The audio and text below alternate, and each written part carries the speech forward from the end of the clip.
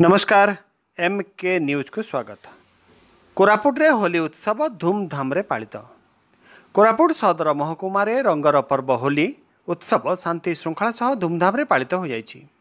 Koraput press club ठारे सदस्य माने अबीर रंग सह होली उत्सव पालन करथिले। कोरापुट जिलापालक बासभवन ठारे होली उत्सव पालन करा जायतिला।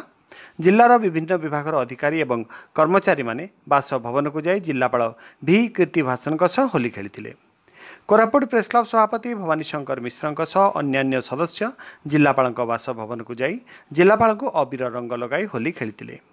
दक्षिण पश्चिमांचल police range DIG Akhileshwar Singh बासभवन में जिलार पुलिस अधिकारी और कर्मचारी एवं सांबादिक माने पहुंची रंगर पर्व होली उत्सव पालन करथिले।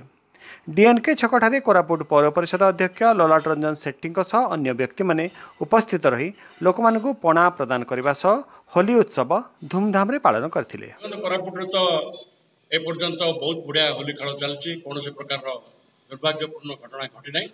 सारा भारत वर्ष में आज होली खेला होछि। दोल पूर्णिमा पर ए जो होली उत्सव टी पालन करती एटा अन्य जगह गुड़िक 2 दिन पालन हुए किंतु कोरापुट आमर आज पालन होछि। जेहेतु शनिवार पड़गला आईंस फाइंस लोक खावा सुजोग मिलला नहीं। तृतीयतः ये जो सचेतन कार्यक्रम देखा गले होली पर जो नदी की जाती एवं कौन बड़ बड़ डैम को जाती गाधेवा पे पिला गोटे से सचेतन अभाव जो एपरी जाती से जो द्वारा प्रतिवर्ष देखाई कि ना कि दुर्घटना घटे।